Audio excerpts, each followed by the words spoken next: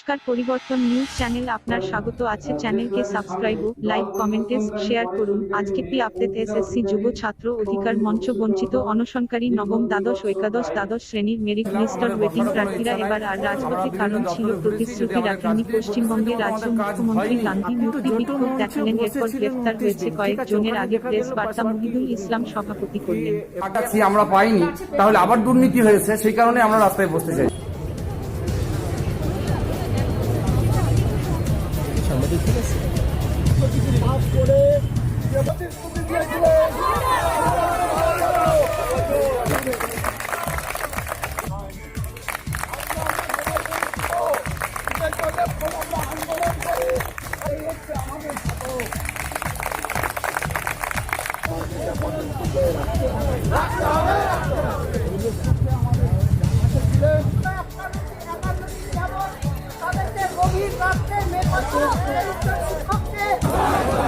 पीछे पीछे सामने जाता है।